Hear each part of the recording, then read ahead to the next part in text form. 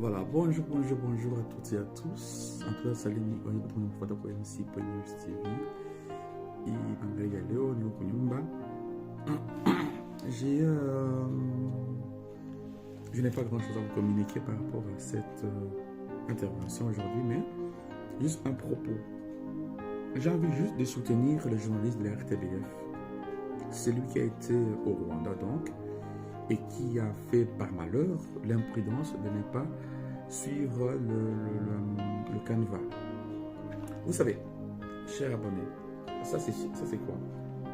Ça c'est quoi? C'est deux GoPro caméra qu'on porte sur soi, caméra embarquée, que j'ai sur moi. Hein? Même moi j'ai ça. Donc, là c'est une caméra GoPro petite. Là c'est une petite caméra qu'on porte sur le torse, qu'on porte sur soi, qu'on peut facilement couvrir et cacher de temps en temps et faire son reportage, mais ça prend du son. Mais de temps en temps aussi, on peut faire un trou dans sa veste et ça dévoile la prise de vue. Donc ceci, tout journaliste, tout caméraman, monteur qui savent de quoi je parle, ils savent défendre le métier des journalistes ou de cadreurs ou de reporters internationaux. Donc, je pense que, dans la RTBF doit non seulement remettre un prix à ces grands messieurs, d'accord? De deux, ne pas, et surtout ne pas réprimander son travail. La RTBF a demandé pardon d'avoir annoncé la présence du président de la République démocratique du Congo.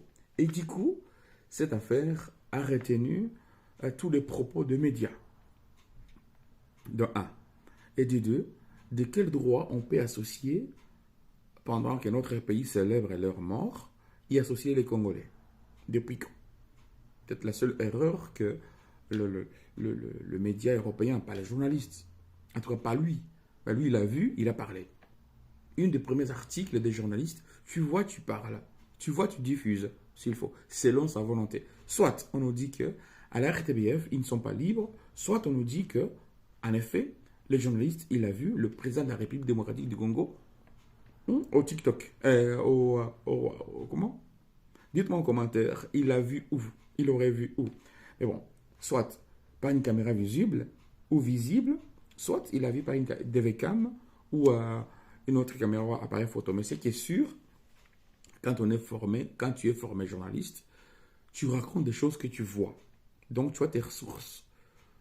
Il s'avère que, là où je me pose, que non. La RTBF a voulu montrer ou séduire les Congolais, comme quoi ils ont demandé pardon. La preuve, tous les Congolais ont repris l'article, la capsule, ils l'ont diffusé sur leur page. Non, les présidents n'étaient pas au rendez-vous, autre part. C'est vrai, parce qu'on n'a pas vu son image nulle part. Et puis, de toute façon, il est porté disparu depuis un certain moment. Je me comprends et vous me comprenez. Mais on ne peut pas, au niveau où on en est aujourd'hui, on ne peut pas contredire un reporter. Donc, un reporter qui est parti pour tourner. Un reporter qui a pris les images. Un jour, vous imaginez, il devient Premier ministre, il va montrer toutes ces images. Voilà un peu. Donc, moi, je suis de cœur avec ces journalistes qui parlaient clairement, en plein direct. Non, il a vu tous les présidents honoraires qui sont venus honorer leur pays aux commémorations commémoration donc. Il l'a vu. Où est-ce que son problème? Où est son problème? Ben bon, si au Congo il y a un problème, ce n'est pas le problème du journaliste. Ce n'est pas le problème du présentateur. Donc, l'information était ici biaisée et tout le monde pense que c'était normal que la RTBF présente ses excuses au nom de tous les Belges. Les Belges, vous payez l'information, vous payez l'impôt, vous payez tout ça pour que les médias puissent présenter des excuses, alors que vous avez besoin de la bonne information pour pouvoir continuer à payer vos impôts. Je me comprends. Donc, ce journaliste, pour moi, il était dans son droit parce qu'il a parlé de ce quoi il a vu. Parce qu'il y avait tous les Gotha, il y avait tous les financiers qui étaient au rendez-vous pour commémorer le paix à leur âme. Mais bon, de quel droit on peut censurer un journaliste, se sentir mal? Je vous rappelle aussi, il y a quelques années aussi, la France, avec leur président sortant, un mandat d'ailleurs, est allé en Russie. Apparemment, il a ingurgité de verre, hein, pas de la lèvre, mais rentré, il était ultra épuisé, ultra méchant, on va dire. La même chaîne, encore une fois, la RTBF.